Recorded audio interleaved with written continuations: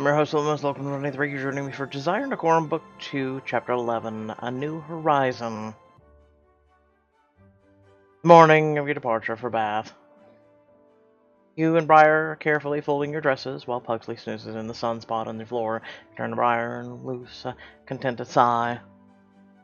I do not relish the thought of being cooped up in a townhouse with Duke Richards, but I must admit, Briar, I'm rather excited to see you Bath. I won't let the Duke ruin my chance to see the city. That's the spirit, Bella. You just have to focus on all the marvelous splendors it has to offer. The famed Sydney Gardens, the magical healing waters, the glorious architecture. I've heard so much about it. I'm just so happy you're going with me. I don't think I could survive without you. Who said I was accompanying you, Bella? You scoop Pugsley up into your arms, and you and Pugsley look at Briar with your best puppy dog eyes. You're not joining us? Without you around, I can enjoy the splendors of Edgewater without my lady's maid's responsibilities. Briar, but I thought you... Really? I'm joking, Bella. As if I would leave you alone with Duke Richards. Ah, you jest. You had me worried for half a second. We're in this together, no matter what. Oh, Briar. I'd have thrown you in my carriage anyway. Briar laughs and pushes your arm. I would expect nothing less. I could never do Bath without you. Grab each other in a tight embrace. When you release, Briar, you see her smile fade as she gazes out the window. If only they were joining us. Fellow Briars gaze out the window and see Mr. Woods and Mr. Mulcaster mulling around the grounds. They each catch sight of Briar through the window and wave. Turn back to Briar and see her waving back with a half-hearted effort. You're too kind to me. You deserve all of it. How can you say that? I'm practically abandoned them. I wouldn't quite put it in those terms. I'm so going to miss them both. And given how much time we have, I won't even be able to say goodbye. There's so much to pack. The Briar I know wouldn't let something like packing get in the way of saying goodbye to the subject of her affections. I couldn't leave everything to you. That would hardly be fair. And before Diamond Choice. Though I do fear this time apart will only make things harder. The Briar gazes out the window once more and sighs as her eyes flit between Mr. Mulcaster and Mr. Woods. You think to yourself, perhaps I could give her a chance to say her goodbyes. Play as Briar to say a farewell to Mr. Mulcaster or Mr. Woods, or both in this exclusive scene. Continue backing. Perhaps it's best if you don't say goodbye, especially since you've yet to make up your mind. The chance, the distance, could help to cure your aching heart or steer it in the more sure direction. Briar smiles, but it doesn't quite reach her eyes. You did not encourage Briar to say farewell to anyone. I don't care! I guess closure can be overrated. All I wish for them is to remember me. As you and Briar tuck away the remainder of your dresses, a familiar face enters your room. Bella, your carriages are ready to take you to Bath now. Are you not joining us? Duke Richards has forbidden it, seeing as it's his townhouse. I'm not to arrive in Bath until the wedding. It pains me that you'll be alone with him, but I do trust in your strength and your judgment.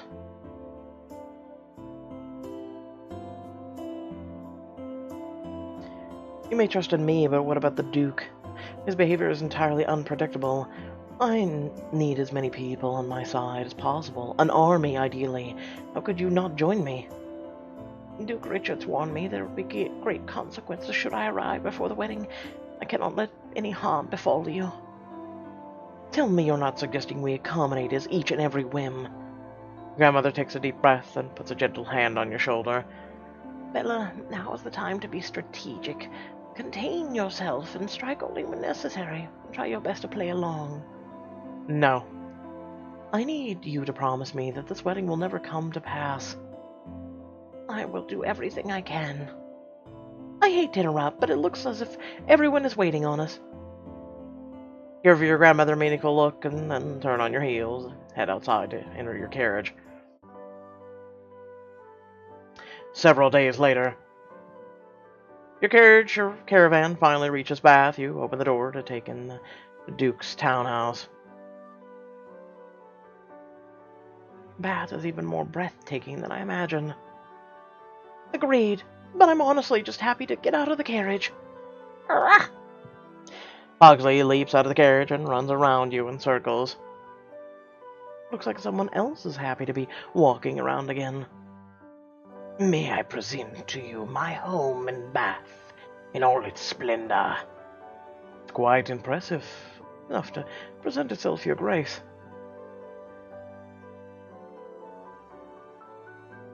The place is lovely for a prison. It's far more than you deserve, especially after all your antics. You may be able to keep me here, but you will never imprison my will. The Duke narrows his eyes and spits through his teeth. Watch me. I found the Duke's townhouse here to be quite a place of refuge. What are you trying to say, Sir Gideon? I mean to say that Lady Bella should set any qualm she has aside and simply enjoy her time in Bath. Of course she'll enjoy her time here, and that goes without saying. It'd be impossible for one to find displeasure in a house so grand. Really? You both make excellent points. I think Briar and I shall put your word to the test, Duke Richards. Starting now.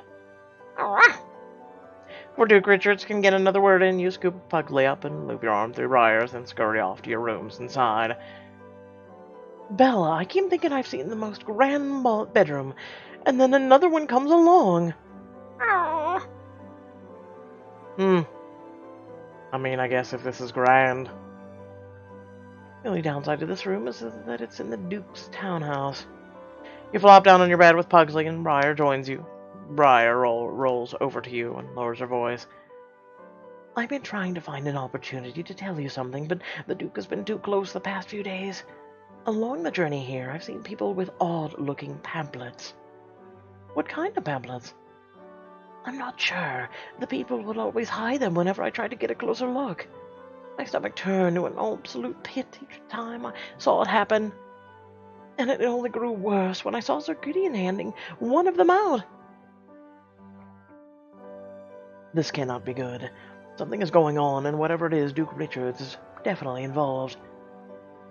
Bella, are we in over our heads here?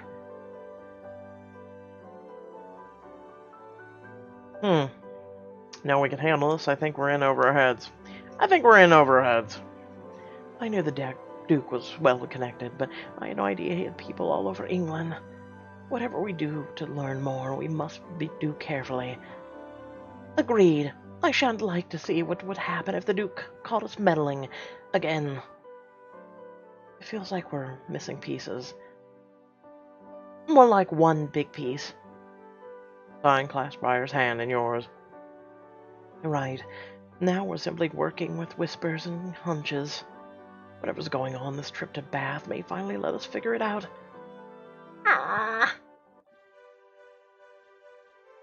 A few days later. You're in your rooms, fastening the final buttons on your dress before a walk about Bath, when Briar comes barreling in. Bella, Prince Hamid isn't it just grand he's so... Briar, your thoughts are outracing your tongue. What is happening? Prince Hamid, he's here. In Bath. Wonder if anyone else followed him as well. If only we could ever figure out who those others could be. But I know Prince Hamid will be in the Grand Pump Room if you wish to meet him. God, some of these names for these things. I hear it's a meeting place for only the most fashionable people of Bath, and they serve magical healing water from the hot springs next door. We've only been Bath but a few days, and you've already arranged a gossip network. Oh, that reminds me. Briar rushes over to your closet and pulls out a white dress with the delicate lace sleeves and periwinkle ribbons. Briar, what on earth did you find this? It was at the door this morning. No one knows who it's from. But it came with this. Briar holds you a carefully folded letter with a delicate fleur de lis stamp on the side. Did you really not read this letter? I would never! To invade your privacy like that? The very thought, Briar. Okay, fine. You know me too well. It's from Mr. Chambers. Excuse me. Dear Lady Bella, I could hardly contain my excitement when I heard you were traveling to Bath. Growing up, all my favorite summers were spent gallivanting around the city and exploring all the wonders it has to offer. It was my greatest and I'll slightly selfish wish for you to enjoy your time here as I so enjoy mine. In those hopes, I sent out a dress for you to make your debut in. I pray our paths cross in this glorious city so that I may see it through your eyes for the first time. Sincerely, Mr. Chambers. If only the world were filled with more people like Mr. Chambers. Forget Mr. Chambers, look at the dress! It's positively divine! If Prince Mead is aware you're in Bath, there's no doubt Mr. Sinclair knows, and has come to find you. He would absolutely swoon to see you in something so becoming. You hold the dress up to yourself in the mirror and twirl the skirt around. I truly do look like as much as a princess as I feel. Wear pristine apparel to impress in the grand pump room. God, the name.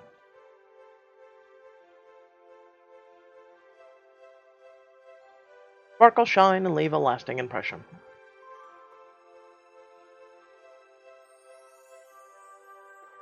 It was more than kind of Mr. Chambers to send out this dress, but I can't keep Prince Hamid waiting. You're too much, Bella. I'm certain Mr. Chambers will understand, though. Changed your mind? No. You twirl one last time in the mirror before rushing downstairs. I'm ready to explore Bath. You're more than ready. Oh my god, the name of the... I'm more than ready to explore Bath. Yes, it's this thing. You get in a tub. No. You scurry as quietly and as quickly as you can down the stairs, but voices coming from the parlor stop you. Your Grace, I would recommend you do not bite the hand which feeds you. How can you think that will help us with Prince Regent? Your logic is muddied by your daftness. The Prince Regent?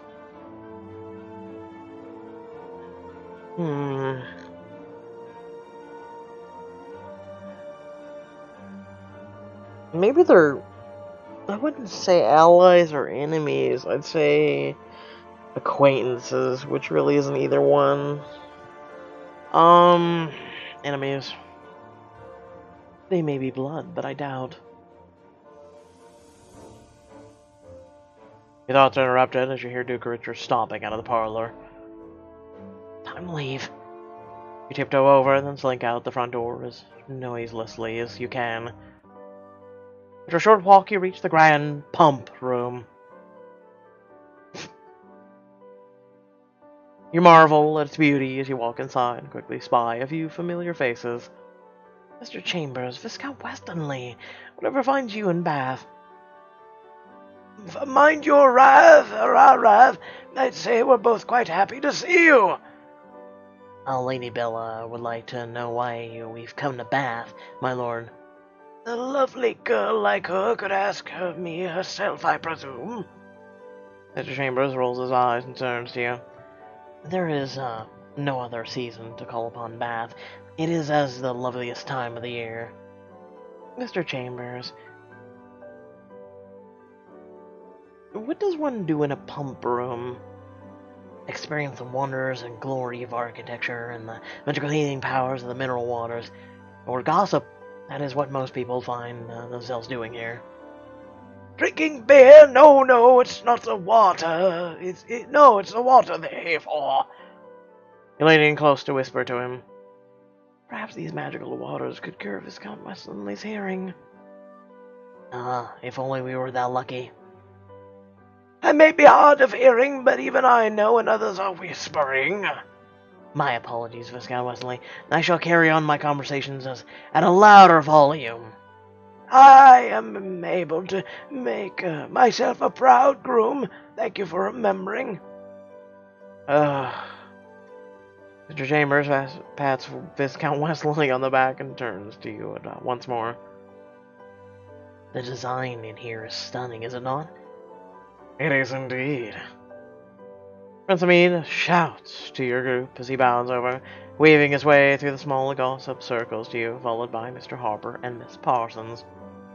You're all here. Of course, my lady. We couldn't let Prince Amid have all the fun in Bath. What do you think of the grand pump room? Your eyes sweep around the room as take in every detail.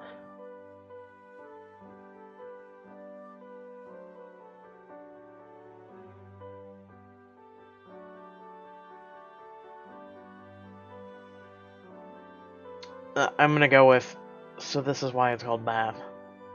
Gesture to the giant fountain on the far side of the room, and your group chuckles.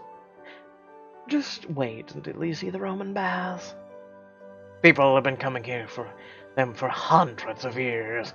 Bath is regaled for all its spa-like attractions. The people here must be so calm. It really, truly is good to see you all, especially here. Yes, though sadly it's not historically the best place to catch up. There's a certain someone I too would like to snatch up, Prince Lamede. Let's talk somewhere away from prying eyes and ears. I believe I can be of service in that regard. The Viscount Westonleigh, have you seen the Roman baths just around the corner from here? Come, let's take a turn. Spurn? I would never spurn anyone's advances. We are well aware. A turn, my lord, a turn! Mr. Chambers smirks at your group and leads Viscount Westonleigh away out of the grand pump room. Lady Bella, we're here to help you find a way out of your engagement, and out of the Duke's home. We feel rotten knowing you're trapped in living under the same roof. Anything you need of us, simply send Briar a ride, no matter the time.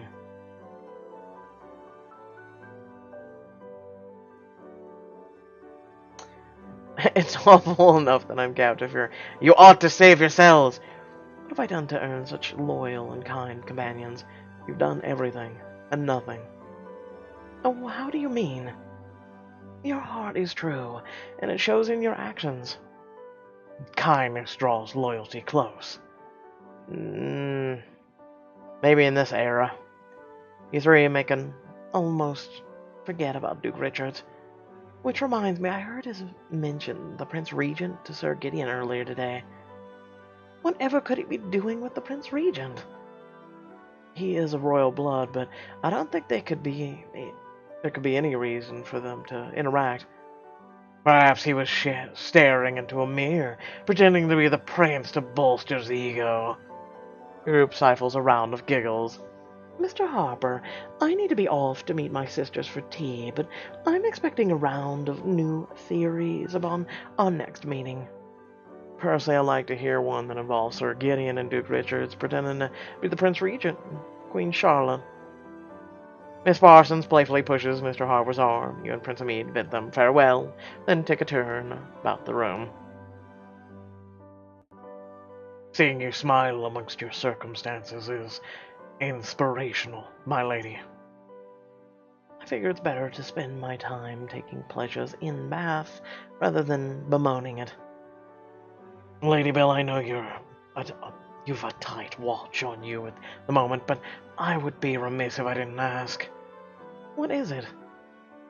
I've been hard-pressed to find someone to join me on the adventures to Sydney Gardens Canal. It's also, I've been looking forward to since arriving in Bath, but I'm not a soul to enjoy it with. I cannot imagine Prince Hamid, the world traveler, needs a person to accompany him everywhere. This is true, but I hear the Sydney Gardens is a place unlike any others, and not something to experience alone. It sounds as though you're in the market for an adventure partner. I cannot think of anyone I'd rather see it with. We could stroll around, forget all about Duke Richards, and perhaps even take a ride in a skiff. That does sound quite nice. Will you accompany me, Lady Bella, to tour Bath by oneself? Would be too lonesome. Visit Sydney Gardens and the canal with Prince Mead for a chance to explore Bath and spend some time alone.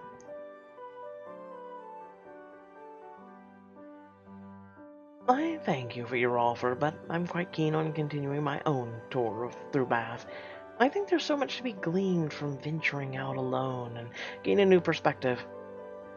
Lady Bella, always so wise. Perhaps I will journey to Sydney Gardens alone, then.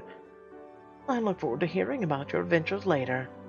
Mr. Mead bows curtly and leaves you to explore the streets of Bath. You're strolling along the streets of Bath in later light of the day, when suddenly you hear someone calling your name above the din of the surrounding carriages. Lady Bella! Or could that... Mr. Sinclair? Lady Bella. He runs towards you, but in his haste he forgets his surroundings and almost collides with the carriage. He also forgets his wound. Ah. Be careful. Mr. Sinclair stumbles backwards and makes his way to you again in a more prudent manner this time. Good evening, my lady. Mr. Sinclair, should you be running in your condition? Mr. Sinclair holds his sigh for a moment. Running may have been a bit overzealous of me, but you are far more than worth it. It is good to see you doing better. I wasn't sure of when or where I'd be able to see you again. I hope to assure you that I will always find a way to see you. For you cannot live without my beauty. Does everything I say go directly to your head? Some things spend a moment or two in my heart first. But how can you expect your words to not bolster my vanity when they are so flattering? And now I see I have created the problem to which I seek a solution. For my sake, I hope it takes you ages to find such an answer. Unless it is also somehow fixes my engagement issue. The wedding, everything is moving so quickly. I wish I was engaged to you. If that were true, I wouldn't have a single worry in my life. Nor would I. But perhaps I can help slow things down or steer you towards one of the favorite places in Bath. Do go on, Mr. Sinclair. I know of a manor not far from here, where the two of us could watch the sunset together. I can guarantee it is the most beautiful thing you will ever see in England. So Sinclair leans in and whispers. Besides you, of course. Mr. Sinclair, I don't think I've ever heard an offer more tempting.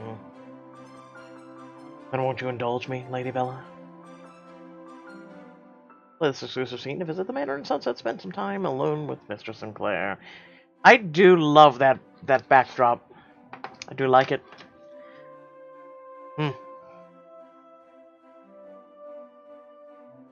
Though it does sound nice, I've had quite the long day. I'm returning to my room. I would have loved to show you, but I completely understand. The least I can do is escort you back to the Duke's townhouse. The very least. What happens if the Duke sees you? As the sun dips below the horizon, you walk arm in arm with Mr. Sinclair, but after a short distance he halts. Is something the matter? We're coming upon Duke Richard's townhouse. I want to be cognizant of where I'm dropping you off. Always so logical, so forward-thinking. Mr. Sinclair.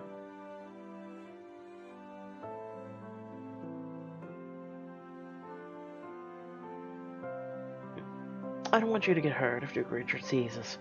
I think it'd be best if you walked me a couple dozen more paces. Mr. Sinclair nods and walks you one last stretch back to the corner before Duke's townhouse. I'll let you go here, but before I do, I want you to know one thing. And that is?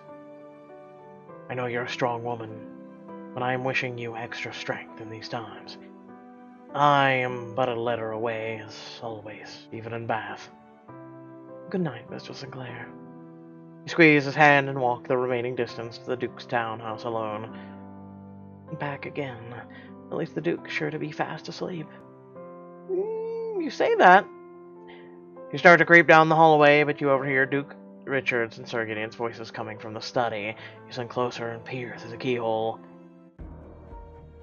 Cannot tell me the Prince Regent is doing that any differently. Your Grace, he has this board of nobility. It is easier for him. I have their support. All things considered, it would behoove us to delay our plans by a few days' time. Don't have time. We must take down the Prince Regent now. The Duke Richards wants to take down the Prince Regent. You shift your weight onto the floorboard beneath you, creaks. The Duke and Sir Gideon stop pacing and lower their voices. We cannot risk discussing anything further here. It's too sensitive. And where shall we debrief? We'll discuss it tomorrow at the Great Bath. Let the others know. That seems to be all you're good for. The others? If he's going there, then so shall I. Duke Richard, prepare to feel my wrath.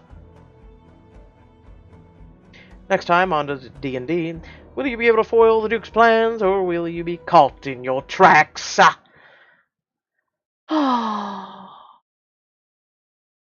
Well, I hope y'all did enjoy the video. Remember to like, share, and subscribe. Head down to the description below. Links to social media, Discord, and a few links to support me and my content. But, you know what? Don't take my word for it. Let's go ahead and go with the outro.